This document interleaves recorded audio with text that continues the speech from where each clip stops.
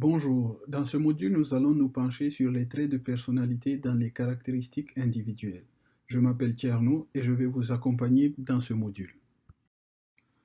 Premièrement, nous allons définir la personnalité et les traits de personnalité.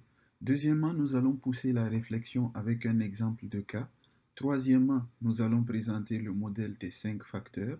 Quatrièmement, nous allons évoquer la gestion de conflits. Cinquièmement, nous allons revenir sur l'exemple de cas avec des éléments de réponse.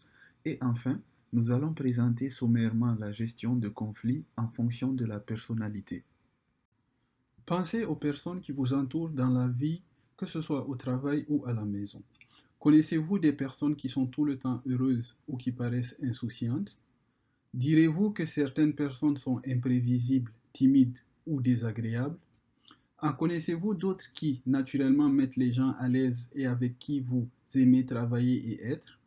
Enfin, pensez aux interactions entre ces différents types de personnes et à leurs conséquences possibles dans un milieu organisationnel.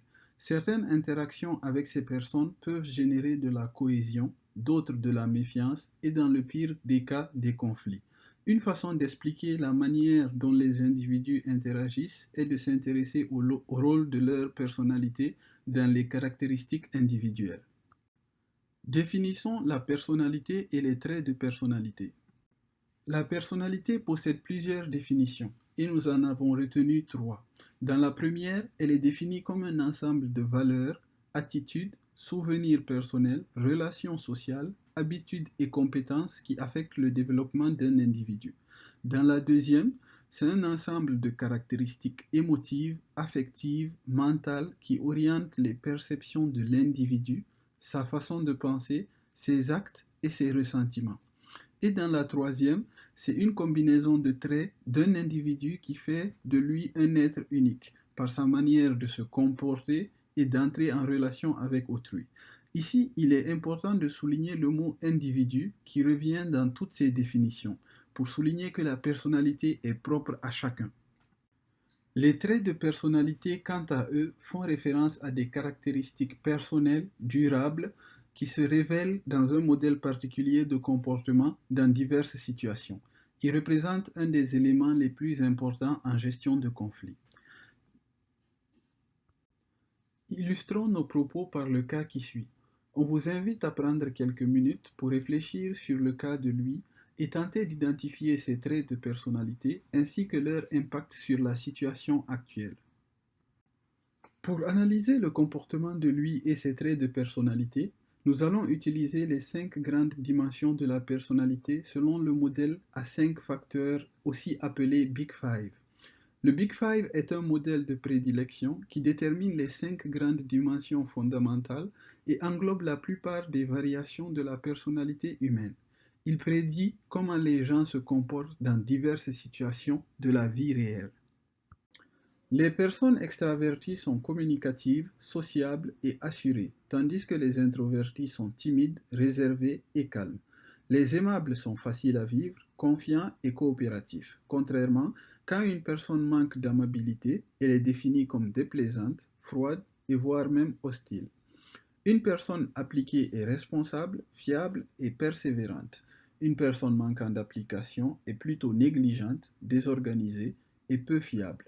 La stabilité émotionnelle est caractérisée par la sérénité, la stabilité et la détente. L'instabilité émotionnelle, quant à elle, renvoie à une humeur fluctuante et de la nervosité. On mesure ici la capacité à maintenir un équilibre émotif. L'ouverture et la fermeture à l'expérience mesurent la tolérance au changement. Une personne ouverte à l'expérience est imaginative, curieuse et créative, tandis que si elle est fermée, elle préfère la routine, le statu quo et les certitudes. En gestion de conflit, il existe plusieurs stratégies, dont celle présentée ici. Le compromis où chaque partie cède quelque chose, donc on a une situation de perdant-perdant.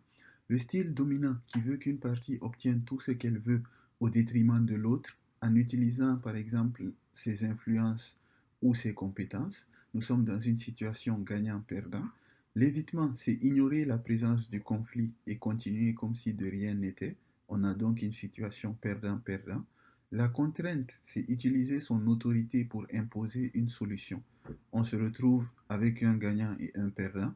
Enfin, la collaboration, qui est une situation gagnant-gagnant où les parties discutent pour trouver la solution idéale. Mais ce style nécessite beaucoup de temps pour la mise en place. Chaque stratégie de résolution est plus adaptée à une certaine situation. Après la définition des différents concepts, nous pouvons qualifier lui comme une personne extravertie et appliquée. Donc on aurait soit le style collaboratif, soit le style dominant. En se penchant sur le cas, nous voyons qu'il est direct, rude et qu'il se concentre sur ses priorités. Associé au manque de temps dans la situation, nous pouvons dire que le style privilégié par lui sera ici dominant, avec une situation de gagnant-perdant, ce qu'on veut éviter tant que possible, car une situation gagnant-gagnant est à prioriser lorsque réalisable. Ici, nous voyons les styles de résolution de conflits naturels en fonction des personnalités. Par exemple, on peut voir qu'une personne extravertie privilégie le style dominant, alors qu'une personne appliquée préfère le style collaboratif. Tout comme la personne aimable, qui définit comme une personne facile à vivre, dispose de quatre styles de résolution naturels, soit l'évitement, le compromis, la collaboration et la contrainte. Ainsi s'achève ce que nous voulions partager avec vous dans cette partie de la formation. Pour enrichir vos connaissances sur la personnalité et les traits de personnalité, nous mettons à votre disposition des études de cas supplémentaires que vous trouverez à la fin de votre livret de formation. Merci de votre attention.